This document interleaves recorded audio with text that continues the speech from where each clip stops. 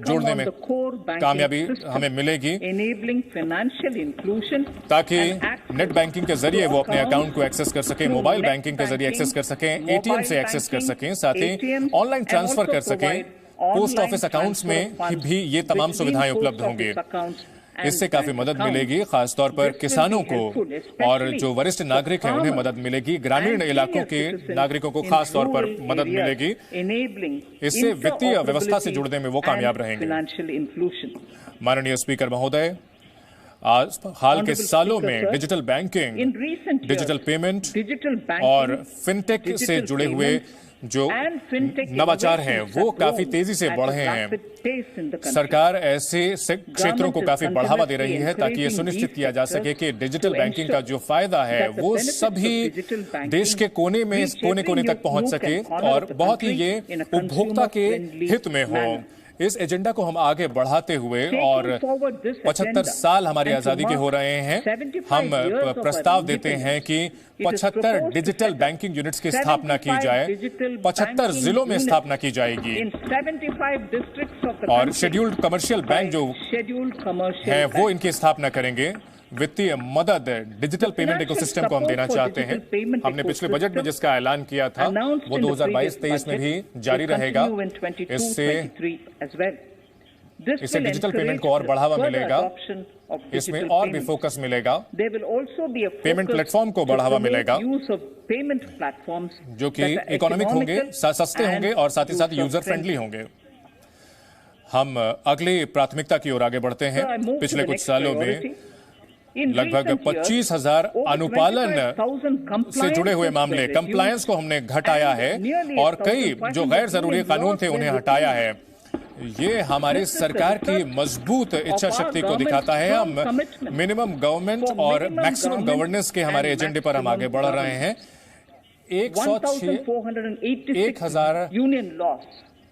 10,486 जो कानून है उसे हटाया गया है। हमने कारोबार में सुगमता को आगे बढ़ाने की कोशिश की है। अमृत काल को अगर बात की जाए तो कारोबार को सुगमता बढ़ाने के क्षेत्र में हम आगे बढ़ेंगे। साथ ही साथ जीवन शैली को भी आसान बनाने की कोशिश करेंगे। हम अगर अपने मानव संसाधन की बात करें, पूंजी संसाधन की बात करें, तो हम भरोसे के आधार पर गवर्नेंस पर आगे बढ़ना चाहते हैं, जिसमें कि हम राज्यों की भूमिका बड़े पैमाने पर देखते हैं। डिजिटाइजेशन चाहते हैं, जो अभी तक की परंपरागत तरीके हैं उनको हम डिजिटाइज करना चाहते हैं। केंद्र और राज्यों के बीच व्यवस्था को बेहतर करना चाहते हैं। आईटी की मदद से सिंगल पॉइंट, नागरिकों से जुड़ी हुई जितनी भी सुविधाएं हैं वो सिंगल पॉइंट पर देना चाहते हैं। इनका एक साथ ही साथ हम जनता को भी इससे जोड़ना चाहते हैं और बुनियादी स्तर पर हम इसका आकलन करना चाहते हैं।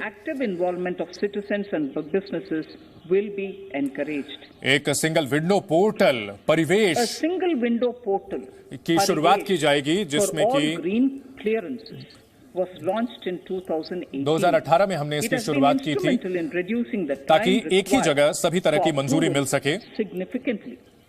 आज इसका अब विस्तार और किया जाएगा ताकि जो लोग हैं उन्हें इसका फायदा हो सके, और ये लोग अलग अलग इलाकों के हिसाब से इसे लागू किया जाएगा।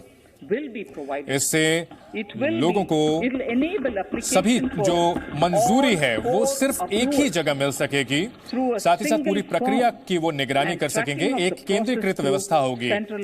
सीपीसी ग्रीन के माध्यम से इसकी निगरानी हो सकेगी। ई पासपोर्ट जारी किया जा रहा है, जो कि भविष्य के आधार पर एक तकनीक है। 2022-23 में इसे लागू किया जाएगा ताकि लोगों को सुविधा ज्यादा हो सके।